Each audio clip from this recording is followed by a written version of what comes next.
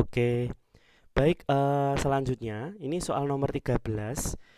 Di sini adalah penerapan bunyi pantul. Jadi anak-anak kalau misalkan ada soal seperti ini terkait bunyi pantul, kalian langsung petakan bahwa waktunya nanti akan dibagi dua. Karena apa? Coba di sini. Kapal memancarkan sonar ultrasonik ke dasar P. P yang ini sebelah kiri, no gambar satu, menerima kembali pantulannya setelah setengah sekon. Jadi yang kapalnya ini dia itu mengeluarkan bunyi di titik P, ke titik P maksud saya. Pertama dia mengeluarkan bunyi. Selanjutnya bunyi itu dipantulkan dan diterima kembali oleh si kapal.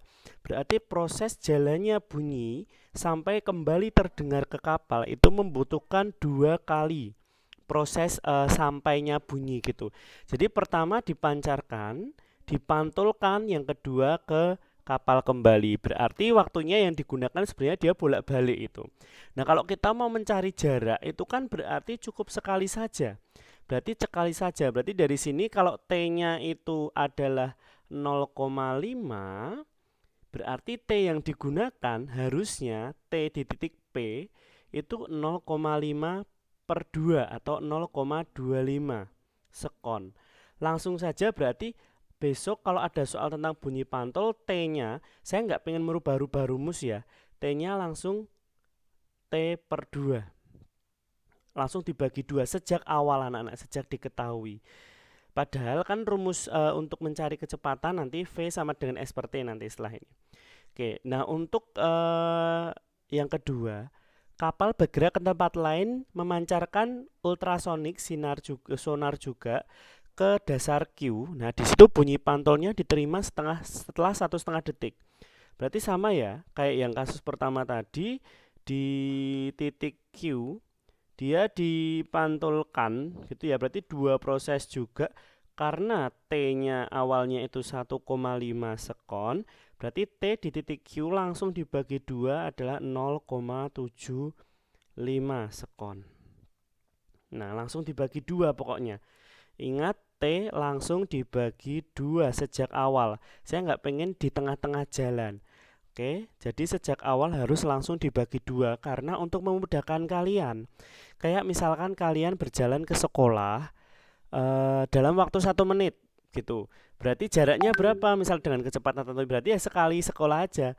Kalau bolak-balik nanti hitungannya dua kali gitu jaraknya.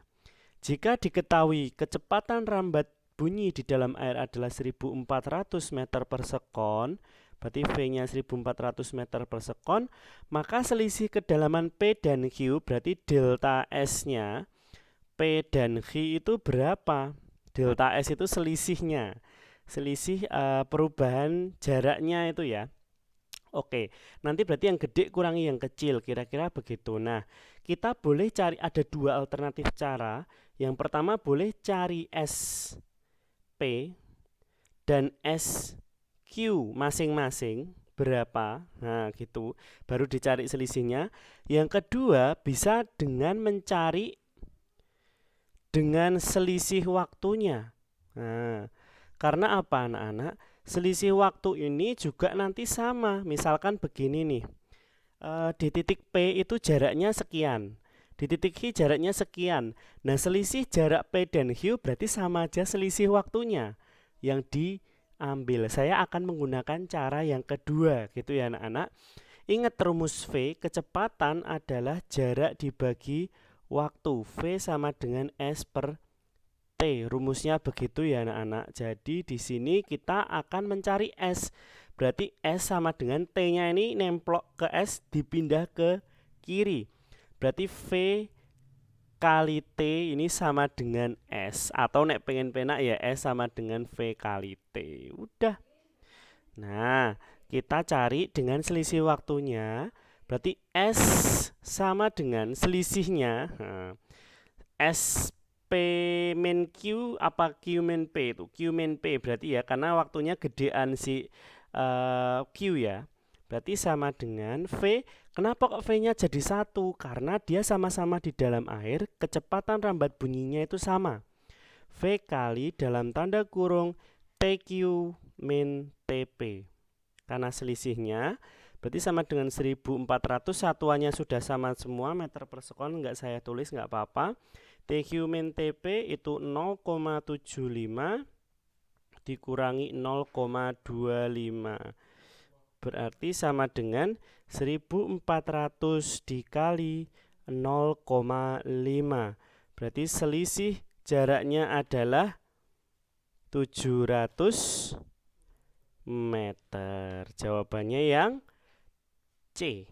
Nah, begitu caranya. Kalau mau dicari satu-satu ya boleh. SP berarti 1400 kali 0,25, SQ adalah 1400 kali 0,75, terus nanti dikurangin selisihnya. Dicari selisihnya dikurangin begitu. Oke.